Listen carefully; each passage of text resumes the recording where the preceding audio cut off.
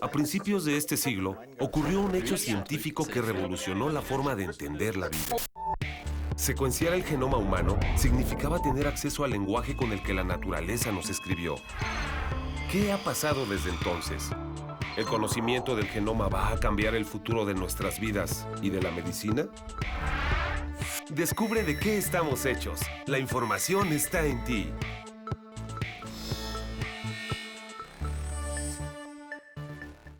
Bienvenidos nuevamente a este su programa del Instituto Nacional de Medicina Genómica. El programa del día de hoy tiene como título ¿Eres lo que comes? El colesterol es esencial para muchas funciones del cuerpo humano, como la producción de la vitamina D o la estructura de nuestras células, pero su exceso o ausencia son perjudiciales para la salud. Yo soy Paola Cohen. Y yo, Emanuel González. Comenzamos. Hay un tipo de colesterol al que podemos llamar bueno y que se asocia con una molécula llamada HDL, encargada de sacar de las células el exceso de colesterol para desecharlo. A mayor nivel de HDL, menor probabilidad de sufrir padecimientos por tener demasiado colesterol en el cuerpo.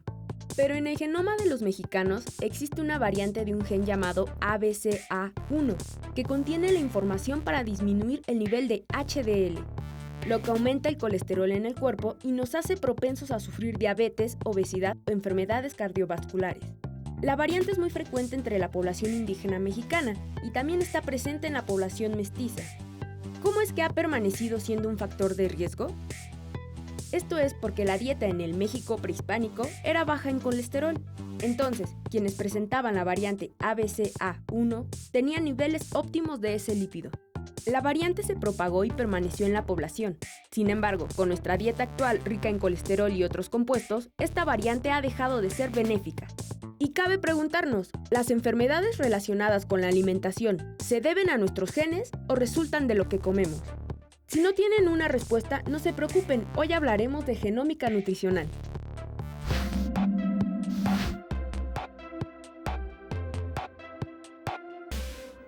Me da muchísimo gusto saludarlos en otro episodio más de ¿Qué estamos hechos?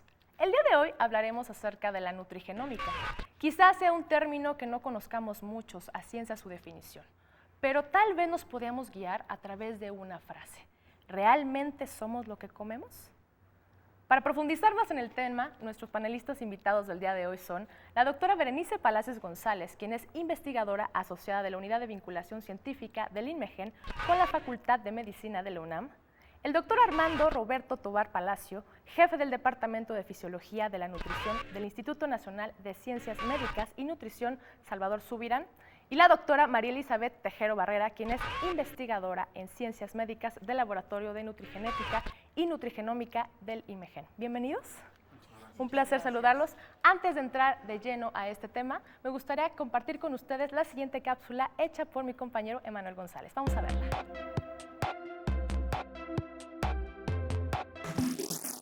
Las características de los seres vivos no solo se definen por su genoma, sino también por la interacción que tienen con el ambiente. Y el ambiente abarca infinidad de elementos. Basta con repasar lo que hacemos durante un día normal para darnos cuenta de que la alimentación es uno de los aspectos esenciales en nuestra vida. En promedio comeremos 60 toneladas de alimento durante nuestra vida. ¿Quién se encarga de estudiar esa inevitable relación entre el genoma y la alimentación? La genómica nutricional, que se divide en dos grandes campos. Uno, que investiga las diferencias genéticas de las personas y que determina la asimilación de nutrimentos. El otro, examina cómo ciertos nutrimentos afectan los genes en nuestro genoma. Ahora bien, pensemos en lo compleja que es la relación entre los múltiples nutrimentos contenidos en cada alimento y la cantidad de procesos metabólicos en el cuerpo de cada ser humano. ¿Qué finalidad tienen las investigaciones sobre las relaciones entre los alimentos y el genoma?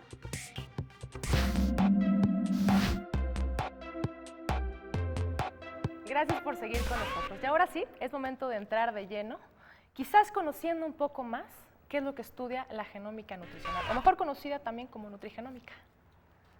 Bueno, yo quisiera comentar que realmente, estas definiciones de la genómica nutricional es una nueva área de la nutrición. Realmente pues se ha evolucionado en los últimos 20 años de manera muy importante, pero la genómica nutricional tiene dos áreas. Una que es la nutrigenómica Y la nutrigenómica lo que hace es que estudia cómo los nutrimentos que nosotros comemos a través de la dieta regulan la expresión de genes. Y hay una segunda vertiente que es la nutrigenética, y su finalidad es estudiar cómo las variantes en el genoma que nosotros tenemos modifican o regulan cómo utilizamos, cómo absorbemos, cómo digerimos los nutrimentos que comemos a través de la dieta. Entonces, aquí se han crecido estas dos grandes áreas y pues las investigadoras que están aquí con nosotros, pues realmente también se han dedicado a crecer esta área que en México no tiene todavía el crecimiento que se requiere para utilizar esta herramienta tan importante en la nutrición. ¿Cuál sería la principal razón por la cual no tiene ese crecimiento aún en México? Bueno, en realidad hay varios aspectos, ¿no? En primer lugar, por ejemplo, pues bueno, se necesita tener personal formado, ¿no? y que vaya adquiriendo experiencia en estas áreas, que son especializadas, por supuesto, y que necesita pues que las personas realicen estudios durante varios años, ¿verdad?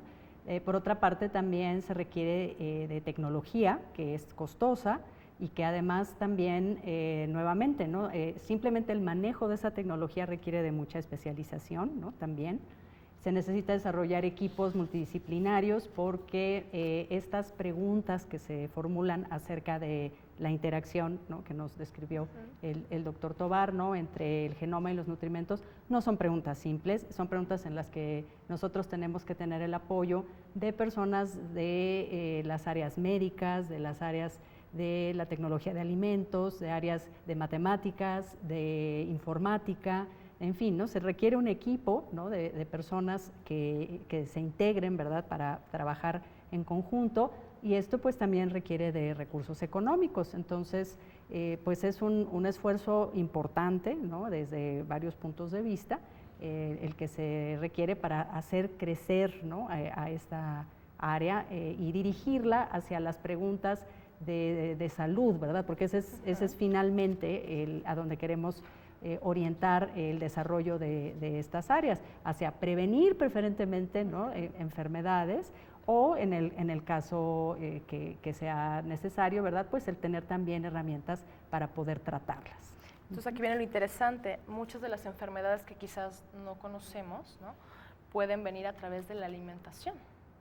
Pues yo creo que somos como una interacción entre todo, ¿no? O sea, yo creo que no es nada más pensar en que somos un genoma o un fenotipo. O sea, al final el fenotipo, es decir, lo que nosotros vemos, es una mezcla entre genoma, entre lo que comemos, entre el medio ambiente. Digo, ya lo hablaremos más adelante, pero hasta ahora el microbioma, ¿no? Y la microbiota, como la ven. O sea, ya somos un ente, o sea, no es cosas por separadas. No, yo creo que es una interacción entre todo lo que nos da un fenotipo, no nada más es un alimento en específico el que nos ocasiona una patología, sino somos una mezcla de genes, una mezcla de ambiente, ¿no? Al final de cuentas, creo. Y que tiene que ver precisamente para dar los resultados que han dado hasta ahorita. Pues muchas gracias por introducirnos a este tema. Yo creo que con esta introducción podemos irnos a otras ideas y ya meternos más de lleno a la dieta que lleva actualmente el mexicano, que también es un punto clave que debemos poner en la mesa. Pero antes me gustaría invitarlos al sondeo, porque en realidad somos lo que comemos. Vamos a ver qué opina la gente. Regresamos.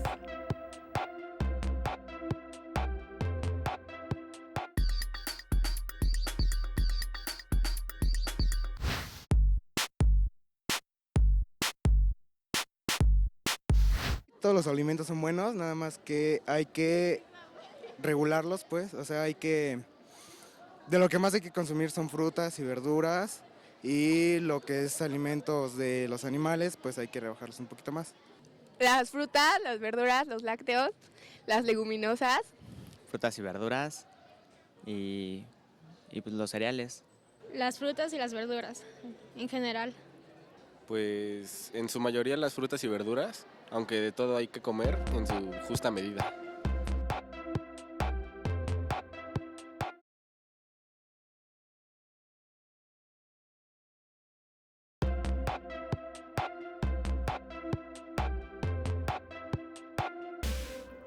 También es una realidad saber que a través de muchos alimentos podemos pues vitaminarnos, como por ejemplo el ácido fólico, que lo podemos encontrar en todas las legumbres y todas las verduras de color verde. Y de este tema justamente nos pasamos a la dieta que actualmente llevamos los mexicanos, que no es de tan buena calidad, y si en realidad no nos preocupamos por mejorarla, en un futuro puede pues volverse un problema de salud pública. Y por ello quiero hacerles la pregunta de qué tan lejos o qué tan cerca estamos de llevar a cabo una dieta adecuada, balanceada y que sobre todo sea saludable. Bueno, yo creo que si nosotros vemos la historia de México, de cómo comían las gentes en la época de los aztecas, o sea, se ha hecho mucho análisis. Era una dieta equilibrada, balanceada, a lo mejor era un poco más baja de energía, pero para sus necesidades de estas personas les era suficiente. Y después comenzó a tener a lo largo de los últimos 500 años influencia de las dietas de España, de Francia, de los ingleses, y en los últimos años la influencia norteamericana.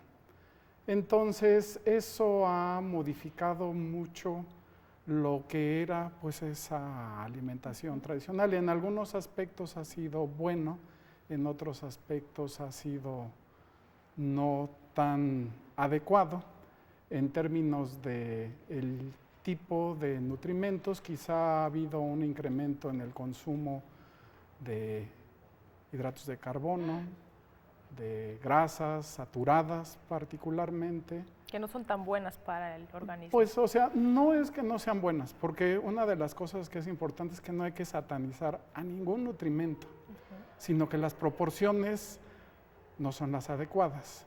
Y quizá, no sé, nos podrían ampliar algo. Más allá de satanizar un nutrimento, no satanizar un alimento, ¿no? Porque, o sea, la gente en realidad, de repente a veces se nos olvida, nosotros, digo, yo soy nutrióloga de profesión, y se nos olvida a veces al nutriólogo hablar y hablamos de proteínas y de hidratos de carbono y de lípidos. Sin embargo, la gente no compra eso. O sea, la gente en la calle no pide 10 gramos de hidratos de carbono. La gente pide plátanos, la gente pide manzanas, ¿no? Y pasa mucho que la gente tiende a satanizar y empieza esta parte de la dieta ideal, ¿no? Es como el peso ideal, ¿no? Lo ideal no existe, está de acorde a nuestras necesidades, como bien lo dice el doctor. O sea, no es que la dieta sea buena o mala, pero en ese momento cumplía las necesidades, por ejemplo, en los años de los aztecas, ¿no? Cumplía las necesidades de energía que ellos necesitaban, las cumplían, satisfacen sus necesidades. Cuando sobrepasamos esas necesidades es cuando vienen algunos problemas, pero yo creo que no hay ni buenos ni malos en esta historia. Digo, no sé qué opinas. Ya ha habido una evolución considerable, ¿no? Claro. Hablando de la historia específicamente de México a los tiempos de ahora. ¿Podríamos llevar a cabo o pudiera darse que pudiéramos tener una dieta personalizada? ¿Se podría dar?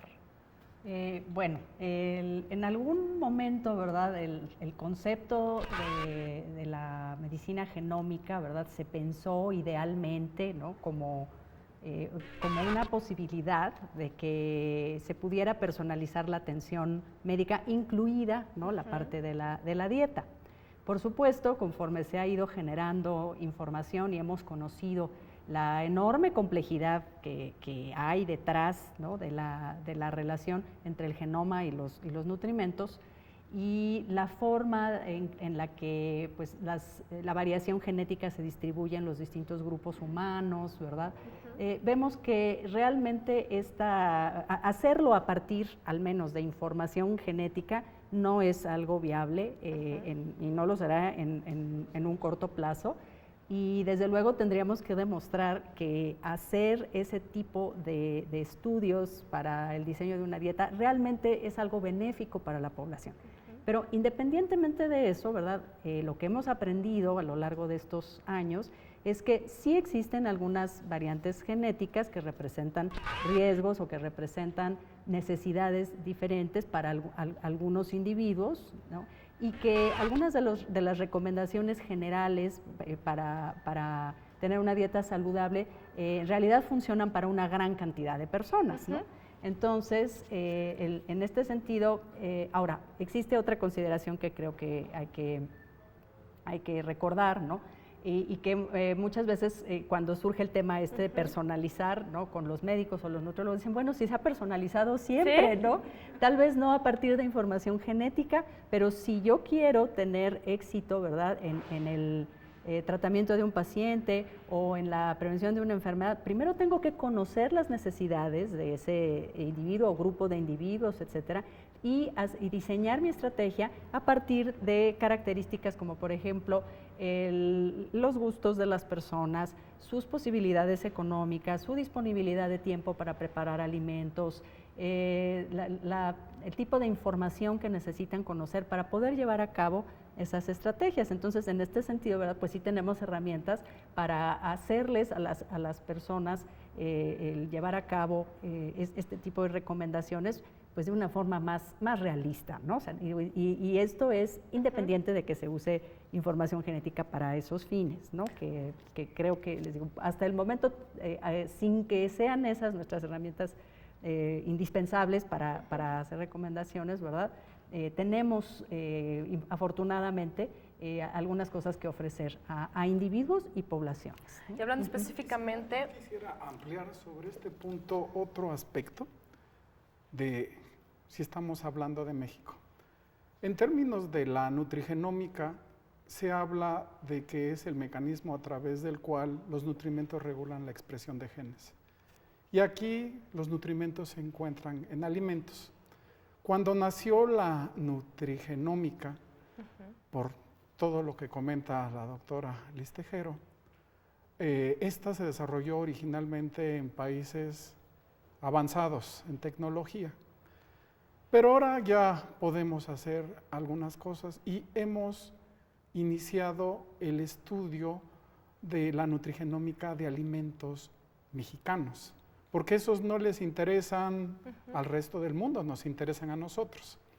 Entonces hemos estudiado, por ejemplo, el nopal, que es algo común para nosotros, que tiene, y yo lo estoy hablando, o sea, personalmente, porque sí hacemos investigación en esos campos, donde vemos que hay regulación, expresión de genes específicos a través del consumo del nopal, de la semilla de chía, que es algo que se conoce. La doctora Liz Tejero puede hablar del cacao, que ha hecho investigación muy atractiva sobre este tema, donde podemos entender ahorita cómo seleccionar ciertos alimentos se pueden utilizar para lo que se llama, por ejemplo, el plato del buen comer.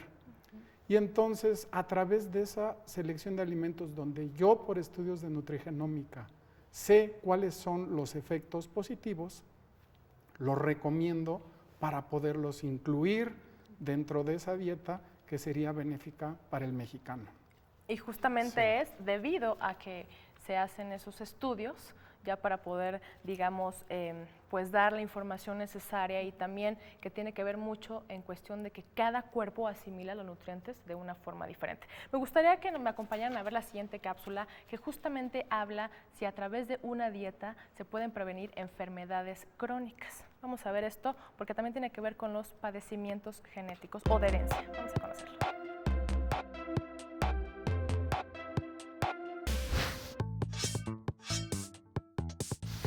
La molécula de ADN está compuesta además por moléculas adicionales que la célula interpreta como indicaciones de cuándo y dónde activar un gen en particular. Entre estas moléculas adicionales están los grupos metilo. La célula interpreta su presencia como una señal de que el gen debe mantenerse inactivo. El ácido fólico, contenido en alimentos como el maíz, los ejotes y el aguacate, entre otros, participa en la actividad del grupo metilo y por lo tanto puede regular la actividad de ciertos genes. Cuando este proceso ocurre incorrectamente, pueden ser la causa de defectos en el sistema nervioso central del feto, como la espina bífida o anencefalia. Es así que el consumo de determinados nutrimentos, como el ácido fólico antes y durante el embarazo, puede determinar a partir de su interacción con el genoma la salud o enfermedad de las personas. Hay una enzima llamada MTHFR, que tiene una variante muy frecuente en las poblaciones nativas de América, incluyendo las mexicanas, y magnifica los efectos de la deficiencia del ácido fólico en el feto durante el embarazo. ¿Por qué la variante se extendió en la población siendo tan dañina?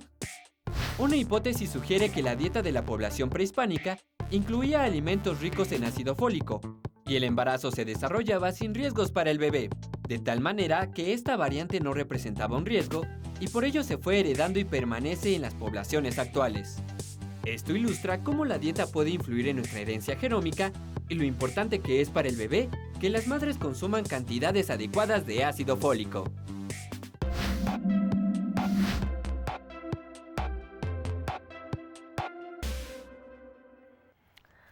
¿Qué les pareció la cápsula? Muy interesante. Sí, muy interesante. Digo, hay mucho más cosas que se pueden hacer. O sea, a través del conocimiento de la nutrigenómica, los alimentos se pueden utilizar de una manera que, como dice la doctora Elizabeth Tejero, pueden utilizarse de manera preventiva, utilizando con mayor frecuencia esos alimentos que hacen que se activen ciertas rutas en nuestro organismo, expresando ciertos genes que van a favorecer y prevenir algunas alteraciones metabólicas. Prevenir específicamente muchos tipos de enfermedades crónicas, que ahorita hablaremos un poco más a fondo de ellas. Vamos a compartir con ustedes la siguiente cápsula y regresamos.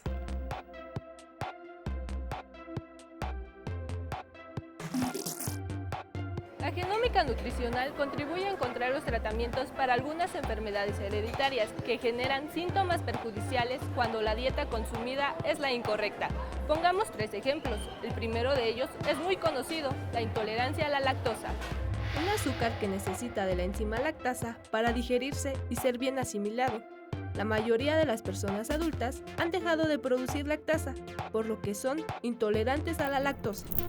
La mayor parte de los mexicanos somos intolerantes a la lactosa, y en el México prehispánico esto no ocasionaba ningún problema, pues más allá de la lactancia no se consumía leche.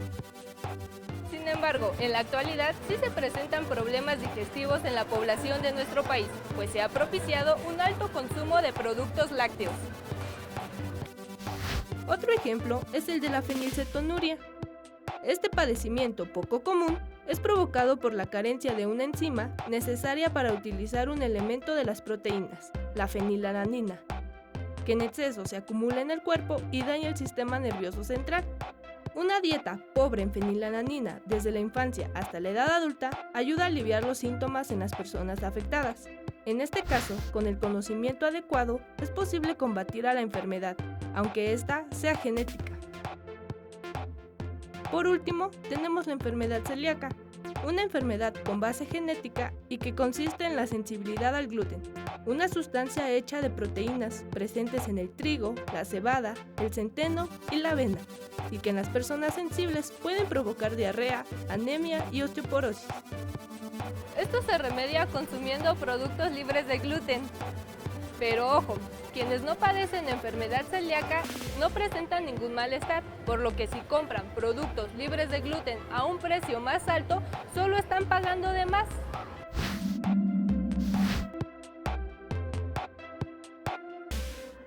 Ya ven cómo sí es de suma importancia conocer el consumo de un sinfín de alimentos y esto para la prevención de enfermedades crónicas. Hablando de otros temas, ¿han escuchado hablar acerca de la microbiota? Vamos a ver la siguiente cápsula y regresamos.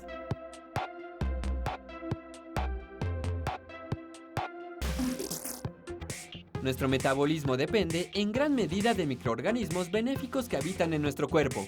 A su conjunto se le llama microbiota. La genómica también se encarga de estudiar el genoma de estos seres, pues influyen en el funcionamiento de nuestro cuerpo. El conjunto del genoma humano más el de la microbiota se llama hologenoma. La mejor forma de conocer la microbiota no es a través del microscopio, sino al tomar muestras, extraer y secuenciar su ADN gracias al avance de las tecnologías genómicas. La genómica nutricional investiga el genoma de la microbiota específico del sistema digestivo, ya que su composición interactúa con la forma en que asimilamos nuestra dieta. Hay un hecho que determina la aplicación del estudio de la microbiota. Este se transmite de madre a hijo, por lo cual es factor influyente en algunos padecimientos hereditarios. También se ha visto en experimentos con animales que algunas dolencias intestinales pueden ser tratadas a través de un trasplante de microbiota. Esto se ha logrado introduciendo materia fecal de un animal sano a uno sin bacterias intestinales. ¡Increíble!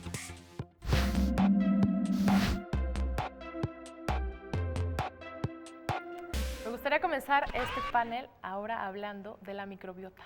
¿Qué es? Definámosla un poco más.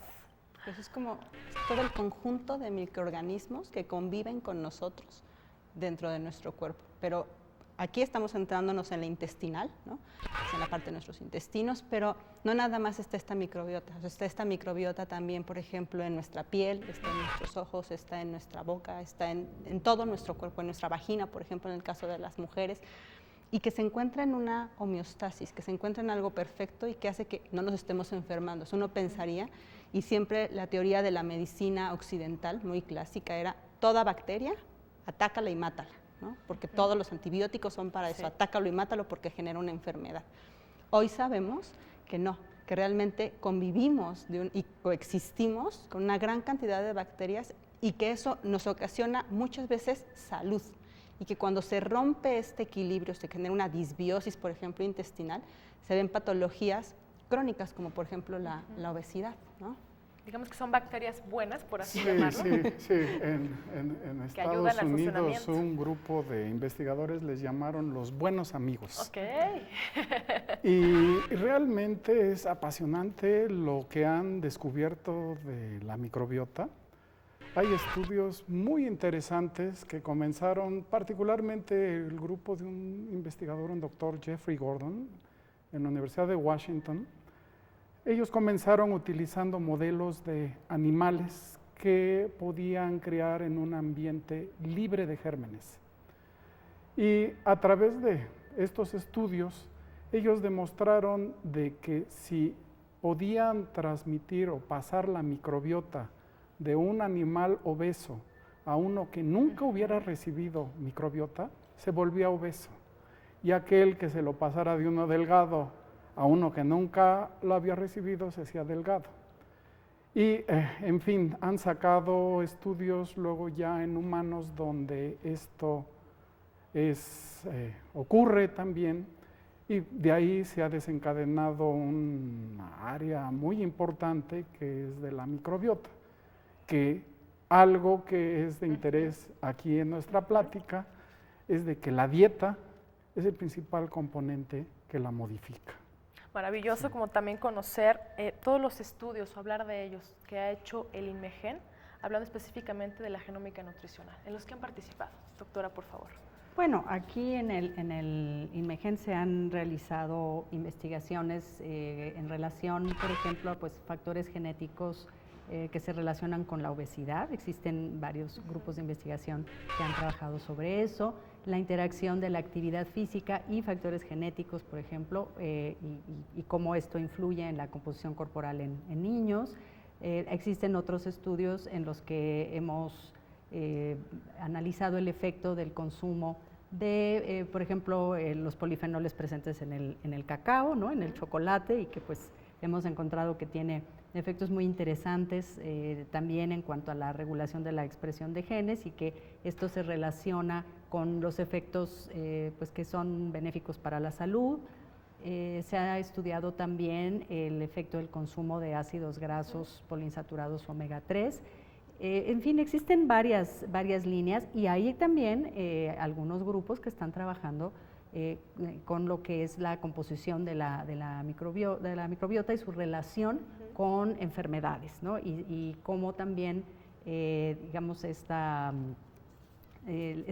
es un conjunto muy diverso, ¿no?, de microorganismos, y existen pues en diferentes proporciones, y aparentemente, ¿verdad?, de la composición de esta microbiota, pues guarda una interacción, una relación con el metabolismo de los individuos, ¿no? Y como menciona el doctor Tovar, lo que nosotros además comemos, por supuesto, en alguna medida llegará a estos microorganismos, ¿no? Entonces, hay algunos alimentos que promueven el que algunos de los microorganismos benéficos, ¿verdad?, proliferen y que mantengan, digamos, limitado el crecimiento de los microorganismos que no son tan benéficos, ¿no?